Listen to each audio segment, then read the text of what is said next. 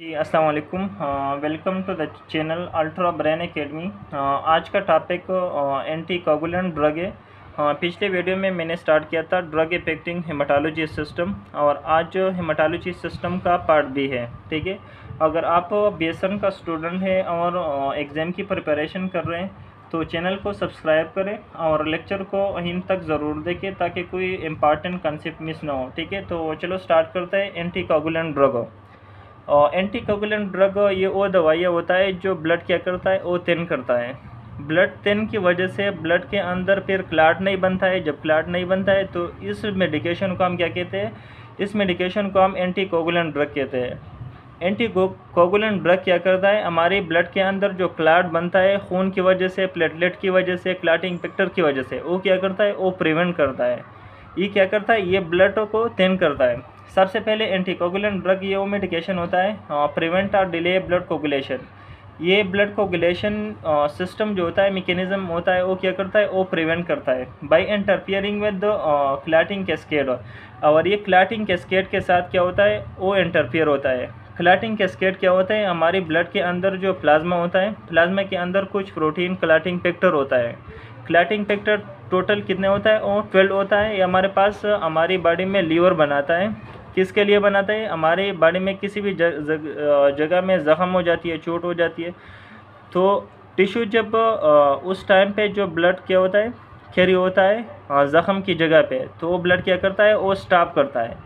तो clotting factor का काम ये, प्लेटलेट का काम, दोनों का ये है कि ये ब्लड क्या करता है, स्टॉप करता है। जब भी पहला हमारे किसी भी जगह ज़ख़म हो जाती है तो उस दौरान पहला प्लेटलेट जाल बनाता है, वो टेम्परेरी टाइम के लिए। फिर टेबलेट का प्लेटलेट्स के बाद हमारे पास क्या है, क्लॉटिंग फैक्टर है। क्लॉटिंग फैक्टर टोटल कितने हैं, 13 है। कौन कौन सा है, तो ये नाम याद करना कि पहला हमारे पास फेब्रिनोजिन है, दूसरा हमारे पास प्रोथ्रोम्बिन है, तीसरा हमारे पास थ्रोम्बोप्लास्टिन है, चौथा हमारे पास कैल्शियम आयन है, पांचवा है हमारे पास लेबाइल फैक्टर है, सिक्सवा हमारे पास स्टेबल फैक्टर है, एंटी होमोफिलिक फैक्टर है, क्रिसमस फैक्टर है, स्वाट फैक्टर है। ठीक है, प्लाज्मा थ्रोम्बोप्लास्टिन एंटीऑक्सीडेंट है। ठीक है, हिगमैन फैक्टर है। तो ये सारे हमारे पास क्लॉटिंग फैक्टर है। और ये एंटी कोगुलेंट ड्रग जो होता है, जितने भी ड्रग है, ये सारे इन क्लॉटिंग फैक्टर पे काम करता है। तो एंटी कोगुलेंट ड्रग से पहले आप लोग ये जानो कि हमारी ब्लड नॉर्मली कैसा, हमारे किसी भी जगह में ज़ख़म हो जाती है तो ये कैसा हमारे ब्लड को क्या करता है, स्टॉप करता है। तो ये याद करना, एंटी कोगुलेंट ड्रग के लिए आपको क्लॉटिंग फैक्टर, क्लॉटिंग कैस्केड याद करना। दूसरा, क्लॉटिंग कैस्केड हमारे पास इसमें दो टाइप्स होता है। एक इंट्रिंसिक फैक्टर होता है, इंट्रिंसिक पाथवे होता है। दूसरा हमारे पास एक्सट्रिंसिक पाथवे होता है। एक्सट्रिंसिक पाथवे होता है कि बाहर से अगर हमारी बॉडी में कोई ज़ख़म हो जाती है, कोई टिश्यू डैमेज हो जाती है, तो इस दौरान हमारी ब्लड में क्या होता है, हमारी ब्लड में क्लॉटिंग नंबर 3 जो होता है टिश्यू प्लाज्मिनोजिन, टिश्यू थ्रोम्बोप्लास्टिन, वो क्या करता है, वो एक्टिवेट हो जाती है। जब वो एक्टिवेट हो जाती है तो इसकी वजह से फिर ये सारा मैकेनिज्म स्टार्ट हो जाती है और ब्लड क्या करता है, वो स्टॉप करता है। और दूसरा हमारे पास एक इंट्रिंसिक फैक्टर है। इंट्रिंसिक फैक्टर मतलब अंदर ब्लड वेजल के अंदर कोई एबनॉर्मेलिटी आ जाती है और इसकी वजह से क्लॉटिंग फैक्टर क्या हो जाती है, वो एक्टिवेट हो जाती है, तो उसको हम इंट्रिंसिक कहते हैं। और एक्सट्रिंसिक किसको कहते हैं, जब हमारे टिश्यू आउटसाइड किसी वजह से ज़ख़म हो जाती है, तो इसकी वजह से हमारे एक्सट्रिंसिक पाथवे जो होता है वो स्टार्ट होता है। तो ये याद करना, ठीक है। They do not dissolve existing clot. और ये भी याद करना कि एंटी कोगुलेंट ड्रग जो होता है, जो क्लाट होता है पहले से वो डिज़ाल्व नहीं करता है, उनके लिए अलग मेडिकेशन है। जब पहले से क्लाट है ब्लड में तो उनके लिए डॉक्टर फिर थ्रोम्बोलाइटिक ड्रग प्रिस्क्राइब करता है। थ्रोम्बोलाइटिक ड्रग जिसमें स्ट्रेप्टोकाइनेज है, यूरोकाइनेज है, अल्टीप्लेज है, रेटिप्लेज है, ये ड्रग क्या करता है, ब्लड के अंदर जो क्लाट बनना है वो क्या करता है, वो प्रिवेंट करता है, उसका ब्रेकडाउन करवाता है प्लाज्मिन के through. But prevent new ones farming और एग्जिस्टिंग क्लाट फ्रॉम एनलार्जिंग। मतलब जो जिसके अंदर जो पहले से क्लाट है ब्लड में, तो उनको बढ़ने को नहीं देता है। कौन सा ड्रग, एंटी कोगुलेंट ड्रग। ठीक है, तो ये हमारे पास क्या है, एंटी कोगुलेंट ड्रग क्या करता है, हमारी ब्लड को क्या करता है, वो थिन करता है। इसके बाद हमारे पास क्लासिफिकेशन है। क्लासिफिकेशन हमारे पास इसके दो क्लासिफिकेशन है। पहला हमारे पास पेरेंटल है और दूसरा हमारे पास ओरली है। पेरेंट्रल फॉर्म में हमारे पास IV फॉर्म में आता है और दूसरा सबकुटेनियस फॉर्म में। दूसरा एंटीकोगुलेंट ड्रग हम इंट्रामस्कुलरली नहीं देते हैं मरीज़ को, 2 फॉर्म में देते हैं। पेरेंट्रल फॉर्म में हम हेपारिन जो होता है, हेपारिन हम IV फॉर्म में देते हैं मरीज़ को और दूसरा सबकुटेनियस देते हैं, ठीक है। तो ये याद करना। हेपारिन की 2 टाइप है, याद करना। अनफ्रैक्शनेटेड हेपारिन है और दूसरा है लो मालिकुलर वेट हेपारिन है। MCQs पॉइंट ऑफ व्यू के लिए सिर्फ याद करना, ज़्यादा डीपली नहीं जानना है, ठीक है। अनफ्रैक्शनेटेड हेपारिन जो होता है और लो होता है, ये हमारे पास IV फॉर्म में होता है और सबकुटेनियस फॉर्म में होता है। और MCQs के लिए ये भी याद करना कि जब किसी फीमेल है और उनका प्रेगनेंसी है तो उस प्रेगनेंसी वाली मरीज़ को हम कौन सी एंटीकोगुलेंट देते हैं। तो लो मालिकुलर वेट जो होता है हमारे पास सेफ है किसके लिए, प्रेगनेंसी के लिए, जिसमें हमारे पास इनॉक्सापिरिन है, डेल्टापिरिन है और टेंजापिरिन है। ये जो पेरिन वाली सफिक्स है हमारे पास कौन सा है, लो मालिकुलर वेट हेपारिन है, ठीक है। और हेपारिन का एंटीडॉट भी याद करना कि इसका एंटीडॉट क्या है, प्रोटामाइन सल्फेट है, ठीक है।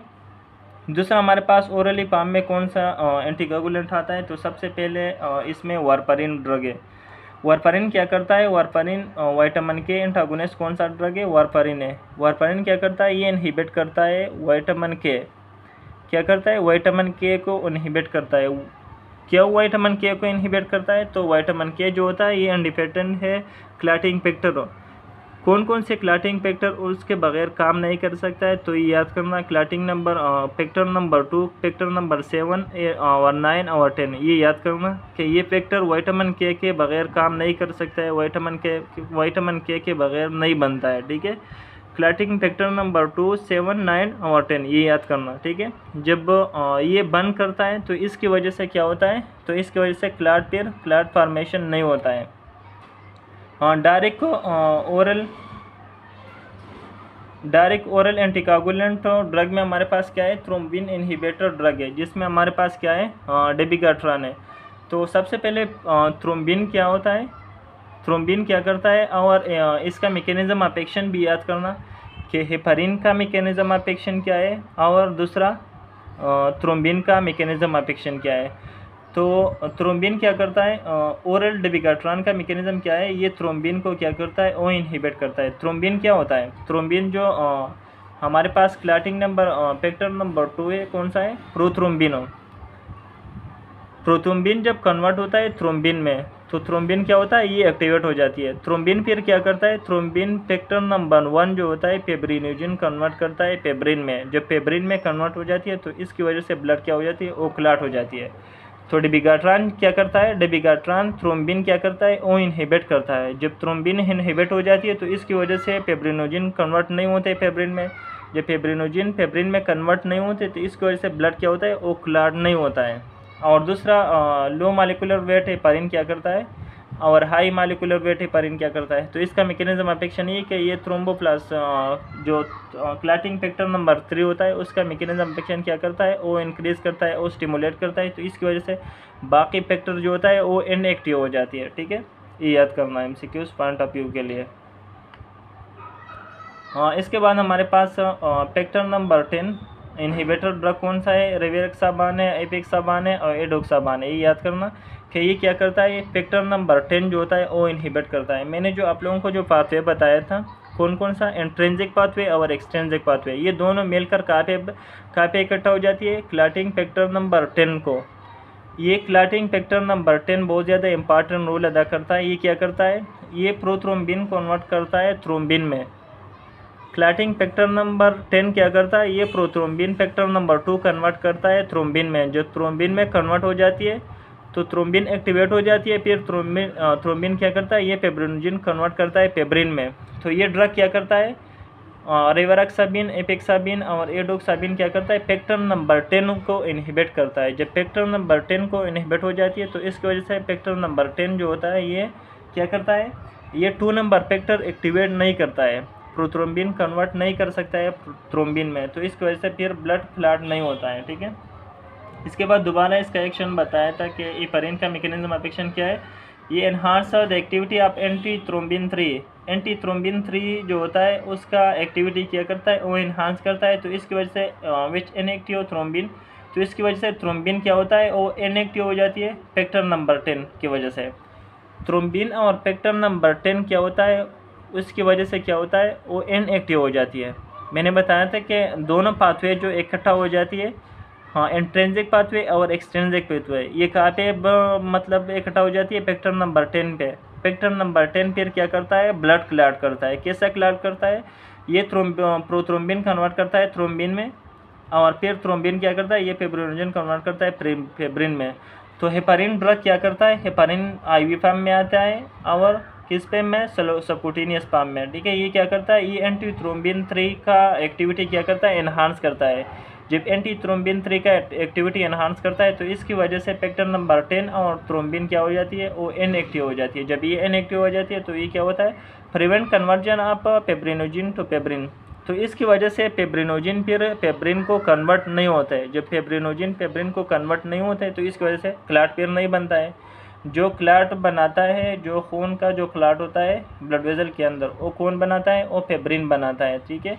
जब फेब्रिनोजिन फेब्रिन को कन्वर्ट नहीं होता है तो इसकी वजह से नहीं बनता है, ठीक है। दूसरा हमारे पास वार्फारिन का मैकेनिज्म ऑफ एक्शन याद करना। वार्फारिन क्या करता है, ये विटामिन के का सिंथेसिस क्या करता है, वो इनहिबिट करता है। विटामिन के का सिंथेसिस इनहिबिट करता है और ये डिपेंडेंट है कौन सी क्लॉटिंग फैक्टर पर, clotting factor number 2, clotting factor number 7, 9 और 10। ये MCQs पॉइंट ऑफ व्यू के लिए याद करना कि विटामिन के बहुत ज़्यादा इंपॉर्टेंट रोल अदा करता है। ये क्या हो, तो इन क्लॉटिंग फैक्टर के लिए ये बहुत ज़्यादा इंपॉर्टेंट है। इन क्लॉटिंग फैक्टर ये बगैर विटामिन के बगैर काम नहीं कर सकता है। इस वजह से बच्चों में क्या लगाता है, बच्चों में विटामिन के इंजेक्शन लगाता है, ठीक है। इसके बाद हमारे पास डायरेक्ट ओरल एंटीकोगुलेंट ड्रग में हमारे पास क्या करता है, directly inhibit specific clotting factor number thrombin factor number 10 को क्या करता है, वो इनहिबिट करता है। तो इसकी वजह से leading to decrease fibrin formation, तो इसकी वजह से फिर फेब्रिन का फॉर्मेशन नहीं होता है, ठीक है। इसका इंडिकेशन क्या है, कौन सी कंडीशन में हम मरीज़ को देते हैं, तो डीप वेन थ्रोम्बोसिस, अगर किसी मरीज़ को डीवीटी होता है, पल्मोनरी एम्बोलिज्म, लंग में आर्टरी में क्लॉट होता है, ठीक है, क्लॉट के बचाने के लिए, आर्टीरियल फिब्रिलेशन, स्ट्रोक से बचाने के लिए ये ड्रग हम देते हैं मरीज़ को। Prevention of thrombo embolism after surgery, surgery से पहले हम या देते हैं या सर्जरी के बाद हम देते हैं, ठीक है। या बड़ी सर्जरी आप जब करवाते हैं, कार्डियक सर्जरी या ओपन सर्जरी हम करवाते हैं, तो इससे पहले हम क्या देते हैं मरीज़ को, एंटीकोगुलेंट ड्रग देते हैं कि उनका खून क्या है, और पतला हो जाती है, उनकी क्लॉटिंग का जो रिस्क होता है वो हम कम करता है, ठीक है। और डायलिसिस कंडीशन में हम देते हैं मरीज़ को, या जो क्या करता है, जो लाइन लगाते हैं, कैथेटर लाइन लगाते हैं, तो उस दौरान भी हम लगाते हैं, ठीक है। मायोकार्डिक इन्फार्क्शन MI के प्रिवेंशन के लिए और स्ट्रोक प्रिवेंशन के लिए हम क्या मरीज़ को देते हैं, एंटीकोगुलेंट ड्रग देते हैं। कंट्राइंडिकेशन कौन सी कंडीशन में हम नहीं देता है, तो सबसे पहले एक्टिव ब्लीडिंग और ब्लीडिंग डिसऑर्डर। जो एक्टिव ब्लीडिंग होता है उस टाइम पे हम नहीं देते, उस टाइम पे हम हेमोस्टेटिक देते हैं, ठीक है। या कोई ब्लीडिंग डिसऑर्डर हो तो उस दौरान उस डिजीज़ में हम नहीं देते मरीज़ को। Recent surgery specially brain, spinal या आई की सर्जरी में हम नहीं देता है, ठीक है। इसके बाद सीवियर हाइपरटेंशन में हम नहीं देता है, क्योंकि ये और ज़्यादा खून क्या करता है, पतला करता है, तो हेमरेज का ख़तरा ज़्यादा होता है, ठीक है। तो सीवियर हाइपरटेंशन में नहीं देता है। लीवर किडनी एम्पेयरमेंट, इन दोनों वाली मरीज़ को हम नहीं देता है, ठीक है। प्रेगनेंसी पर वार्फारिन, और प्रेगनेंसी में वार्फारिन क्या है, ये कंट्राइंडिकेटेड है। ये क्या करता है, ये टेरोटोजेनेसिटी करवाता है, बच्चों में हार्मफुल करवाता है, ठीक है। इसका साइड इफेक्ट क्या है, एडवर्स रिएक्शन, सबसे पहले ब्लीडिंग मोस्ट कॉमन। ब्लीडिंग इस वजह से कि ये ब्लड क्या करता है, वो थिन करता है, तो इसकी वजह से ज़्यादा ख़तरा किसकी होता है, ब्लीडिंग का, ठीक है। दूसरा हमारे पास हिमोचूरिया है, हेमाटोमेसिस है, मेलिना है, ब्लैक स्टोल, ठीक है, स्टोल में ब्लड आना। थ्रोम्बोसाइटोपिनिया, स्पेशली हेपारिन की वजह से क्या होता है, thrombocytopenia. MCQs point of view के लिए याद करना कि हेपारिन का एडवर्स इफेक्ट क्या है, ये थ्रोम्बोसाइटोपिनिया प्लेटलेट्स का लेवल क्या करता है, वो कम करता है। हाइपर सेंसिटिविटी रिएक्शन ऑस्टियोपोरोसिस, या ज़्यादातर मरीज़ों में हाइपर सेंसिटिविटी होता है, तो उसको हम नहीं देता है। और लॉन्ग टर्म हेपारिन की वजह से side effect, long term side effect क्या होता है मरीज़ का, ऑस्टियोपोरोसिस बीमारी मरीज़ को होता है, ठीक है। तो ये हेपारिन की वजह से होता है। इसके बाद नर्सिंग रिस्पॉन्सिबिलिटी क्या है। नर्सिंग असेसमेंट करवाता है, किसकी ब्लडिंग चेक करता है, ब्रूजिंग, गम्स और यूरिन स्टूल में ब्लड चेक करता है। मॉनिटरिंग हेपारिन में क्या चेक करता है, एपीपीटी क्या है, activated partial thromboplastin time check करता है। इसका नॉर्मल रेंज याद करना 1.5 से लेकर 2.5 तक ये नॉर्मल होता है, ठीक है। अगर इनसे ज़्यादा है तो डोज कम करता है, अगर इनसे कम है तो डोज हम क्या करता है, हम बढ़ाता है। तो ये इसके लिए हेपारिन के लिए ये टेस्ट करवाता है। तो ये MCQs पॉइंट ऑफ व्यू के लिए याद करना कि हेपारिन में कौन सा टेस्ट होता है, एपीपीटी का क्या मतलब है, एपीपीटी का मतलब है एक्टिवेटेड पार्शियल थ्रोम्बोप्लास्टिन टाइम, ठीक है। और दूसरा वारफारिन के लिए कौन सा टेस्ट है, तो इसके लिए टेस्ट है PTINR। EVMCQs के लिए याद करना कि हेपारिन के लिए कौन सा टेस्ट करता है नर्स और वारफारिन के लिए कौन सा टेस्ट करता है। इस पे क्या करता है, इस पे चेकअप करवाता है कि कौन सी कितना टाइम के लिए ब्लड में क्या करता है, ब्लड स्टॉप करता है। तो इसका टाइमिंग कितना होता है, 2 से 3 टारगेट होता है वारफारिन का। और इसका एंटीडोट्स क्या है, तो ये भी याद करना कि वारफारिन का एंटीडोट्स हमारे पास विटामिन K है और हेपारिन का एंटीडोट्स क्या है, प्रोटामाइन सल्फेट। यहाँ पे लिखा है प्रोटामाइन सल्फेट हेपारिन का एंटीडोट्स है और वारफारिन का क्या है, विटामिन K पैंटोडायन है, ठीक है। एवॉइड IM इंजेक्शन, ये हम IM इंजेक्शन क्या करता है, एवॉइड करता है। Educate patient, avoid aspirin, aspirin NSAID वगैरह ये भी क्या करता है, एवॉइड करता है, ठीक है। रिपोर्ट ब्लीडिंग इमीडिएटली, नोज, साफ throat, toothbrush and electric razor क्या करता है, वो एवॉइड करता है। Heparin work in the hospital, heparin जो हम इंजेक्टेबल पाम में लगाते हैं, हम ज़्यादातर हॉस्पिटल में शॉर्ट एक्टिंग के लिए मरीज़ को देता है। और वारफारिन क्या है, वारफारिन लॉन्ग टर्म थेरापी के लिए हम मरीज़ को प्रिस्क्राइब करता है घर पे, ठीक है। तो ये ख़त्म हो गया। दोबारा मैं ओवरव्यू देता हूँ आप लोगों को। हेपारिन क्या है और एंटीकोगुलेंट ड्रग क्या है, और दवाइयाँ जो हम प्रिवेंशन के लिए हम मरीज़ को देते हैं। प्रिवेंशन के लिए मतलब DVT, अगर किसी मरीज़ को DVT के लिए, पल्मोनरी एम्बोलिज्म के लिए, आर्टीरियल फिब्रिलेशन की वजह से, या किसी मरीज़ को MI की प्रिवेंशन या स्ट्रोक प्रिवेंशन के लिए हम एंटीकोगुलेंट ड्रग मरीज़ को देते हैं। एंटीकोगुलेंट ड्रग क्या करता है, ये ब्लड को थिन करता है, मतलब क्लॉटिंग जो बनता है, क्लॉट बनता है, वो प्रिवेंट करता है ब्लड में, ठीक है। इसके बाद यहाँ पे मैंने क्लासिफिकेशन फिर बताया था कि क्लासिफिकेशन जो होता है हमारे पास 2 टाइप में होता है, एक पेरेंट्रल होता है और दूसरा ओरली होता है। पेरेंट्रल में हमारे पास हेपारिन है, हेपारिन हमारे पास हेपारिन की 2 टाइप है, एक अनफ्रैक्शनेटेड हेपारिन है जिसको हाई मॉलिक्यूलर वेट हेपारिन कहते हैं, और दूसरा हमारे पास लो मॉलिक्यूलर वेट हेपारिन है। लो मॉलिक्यूलर वेट हेपारिन में हमारे पास इनॉक्सिपेरिन मैंने बताया था, डेल्टापेरिन है और टेंजापेरिन है। और ये हमारे पास प्रेगनेंसी में क्या है, लो मॉलिक्यूलर वेट हेपारिन सेप है, और बाकी जितने भी है ये कंट्रा इंडिकेटेड है प्रेगनेंसी में, ठीक है। हाँ, दूसरा मैंने बताया था ओरल एंटीकोगुलेंट बताया था कि विटामिन, इसमें हमारे पास वारफारिन है और दूसरा हमारे पास क्या है, डेबिगाट्रान है। इसका मैकेनिज्म भी बताया था मैंने कि हेपारिन का मैकेनिज्म ऑफ एक्शन ये कि ये एंटी थ्रोम्बिन 3 का एक्टिविटी क्या करता है, वो इन्हांस करता है। तो इसकी वजह से क्लॉटिंग फैक्टर नंबर 10 क्या होता है, क्लॉटिंग फैक्टर नंबर 10, और दूसरा थ्रोम्बिन क्या होता है, वो इनएक्टिवेट हो जाती है। जो इनएक्टिवेट हो जाती है तो इसकी वजह से क्लॉटिंग का जो मैकेनिज्म होता है वो क्या हो जाती है, वो स्टॉप हो जाती है। दूसरा वारफारिन मैंने बताया था कि वारफारिन क्या करता है, ये विटामिन K को इनहिबिट करता है। विटामिन K इनहिबिट हो जाती है तो इसकी वजह से विटामिन K डिपेंडेंट है कौन सी फैक्टर पे, तो ये हमारे पास क्लॉटिंग फैक्टर नंबर 2 है, 7 है, 9 है, 10 है। इसके बगैर विटामिन K के बगैर ये फैक्टर काम नहीं कर सकता है, ठीक है। जब हम विटामिन K को इनहिबिट करता है तो इसकी वजह से ब्लड क्लॉटिंग फैक्टर का मैकेनिज्म क्या होता है, वो स्टॉप हो जाती है। तो वारफारिन क्या करता है, वारफारिन विटामिन K को इनहिबिट करता है, और दूसरा ये डेबिगाट्रान क्या करता है, ये थ्रोम्बिन को क्या करता है, वो इनहिबिट करता है। हाँ, इसके बाद हमारे पास फैक्टर नंबर 10 इनहिबिटर ड्रग याद करना, रिवाक्साबिन, हेपाक्साबिन और एडाक्साबिन। इसका मैकेनिज्म दोबारा लिखा है कि हेपारिन क्या करता है, एंटी थ्रोम्बिन 3 का एक्टिविटी इंक्रीज करता है, तो इसकी वजह से थ्रोम्बिन और फैक्टर नंबर 10 वो इनएक्टिवेट हो जाती है। जब ये इनएक्टिवेट हो जाती है तो फेब्रिन को कन्वर्ट नहीं होता है। और ये भी MCQs पॉइंट ऑफ व्यू के लिए याद करना कि फेब्रिनोजिन जो होता है ये क्लॉटिंग फैक्टर नंबर 1 है, ठीक है। लास्ट जो क्लॉट बनाता है खून का, वो कौन बनाता है, वो फेब्रिनोजिन बनाता है। फेब्रिनोजिन जो होता है ये इनएक्टिव फॉर्म में होता है और फेब्रिन जो होता है ये एक्टिव फॉर्म में होता है। फेब्रिनोजिन कौन कन्वर्ट करता है फेब्रिन में, तो ये भी MCQs के लिए याद करना। फेब्रिनोजिन थ्रोम्बिन जो होता है, फेब्रिनोजिन कन्वर्ट करता है फेब्रिन में, और फिर थ्रोम्बिन कौन कन्वर्ट करता है, तो फेब्रिन थ्रोम्बिन कन्वर्ट करता है फैक्टर नंबर 10 जो होता है, हाँ फैक्टर नंबर 2 जो होता है, फैक्टर नंबर 10 जो होता है वो क्या करता है, वो प्रोथ्रोम्बिन कन्वर्ट करता है थ्रोम्बिन में, फिर थ्रोम्बिन क्या करता है, फेब्रिनोजिन कन्वर्ट करता है किस में, फेब्रिन में। जो फेब्रिन में कन्वर्ट हो जाती है तो इसकी वजह से ब्लड क्या हो जाती है, वो क्लाट बन जाती है। तो ये सारा क्लाटिंग का जो मैकेनिज्म होता है, कैस्केड होता है, मैंने बताया था, इंट्रिंसिक पाथवे होता है, एक्सट्रिंसिक पाथवे होता है। वो क्या करता है, वो स्टॉप करता है, वो प्रिवेंट करता है। तो जब वो प्रिवेंट करता है तो इसकी वजह से फिर क्या होता है, ब्लड क्लॉट नहीं होता है अंदर, ठीक है, खून के अंदर, ब्लड वेजल के अंदर। और यहाँ पे दोबारा वारफारिन विटामिन के क्या क्या करता है, उसका सिंथेसिस इनहिबिट करता है। जब ये इनहिबिट करता है तो इसकी वजह से क्लॉटिंग फैक्टर नंबर 2, 7, 9 और 10 क्या होता है, वो इनएक्टिव हो जाती है।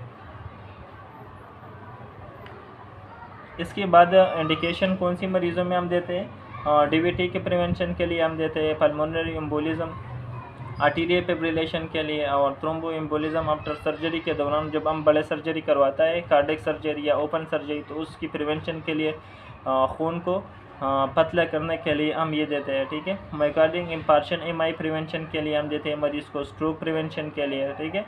कंट्राइंडिकेशन हम एक्टिव ब्लीडिंग में हम नहीं देता है, या रिसेंट सर्जरी अगर किसी ने की, ब्रेन है, स्पाइनल या आई सर्जरी, तो उसमें नहीं देता है। सीवियर हाइपरटेंशन में नहीं देता है, थ्रोम्बो लीवर या किडनी एम्पेयरमेंट वाले मरीजों में नहीं देता है, और प्रेगनेंसी में वारफारिन नहीं देता है। प्रेगनेंसी में मैंने बताया कि लो मॉलिक्यूलर वेट हेपारिन क्या है, वो सेफ है।